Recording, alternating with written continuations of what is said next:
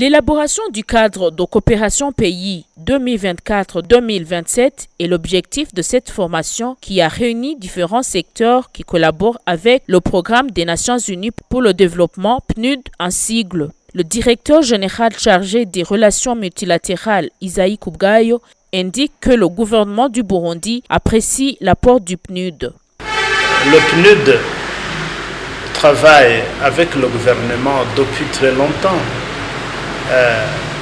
L'accord de siège a été signé en 1975 et de là jusqu'à aujourd'hui, c'est un travail ininterrompu. Alors, qu'est-ce qui est nouveau aujourd'hui? Ce qui est nouveau, c'est le mode, les relations de coopération, non seulement entre le PNUD, mais je dirais tout le système des Nations Unies, à travers les réformes qui ont été apportées dans ce genre de relations à partir de 2019. Et ce qui est nouveau à travers ces réformes, c'est le fait que le système des Nations Unies travaille conjointement avec le Burundi. Ce n'est pas que le Burundi, mais c'est partout où les Nations Unies interviennent. D'un côté par le ministre ayant la coopération et le développement dans ses attributions, ça c'est le côté gouvernemental, et de l'autre côté, le coordonnateur résident du système des Nations Unies. Et vous comprenez que derrière lui, c'est toutes les agences des Nations Unies. Ce n'est pas que le PNUD. Tout à l'heure, il évoquait le plan cadre de coopération pour le développement durable entre le gouvernement du Burundi et le système des Nations Unies, qui a été signé le 3 décembre 2022. Je dirais c'est comme la constitution pour un pays et les lois d'application.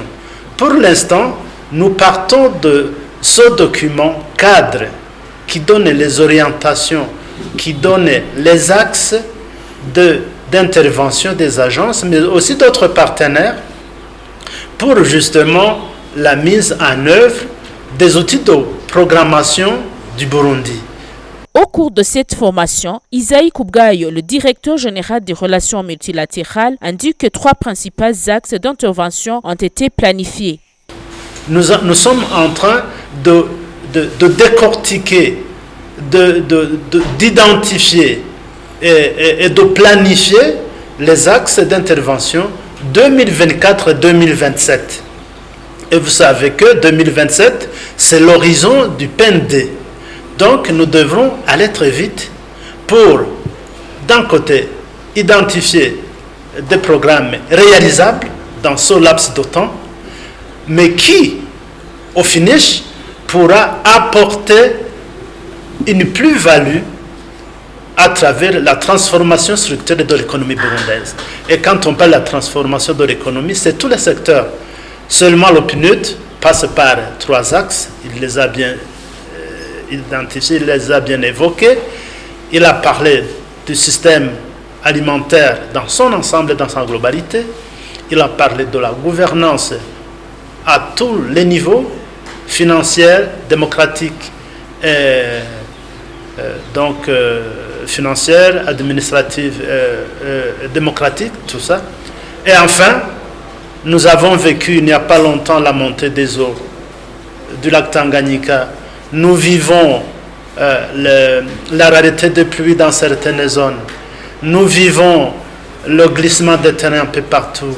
Il y a dans les villes de Bujumbura et d'autres, les rivières qui traversent la ville, qui font chaque fois des dégâts, qui créent des chocs. Et alors, on se prépare aussi à répondre à ces chocs à travers une résilience des populations et d'autres.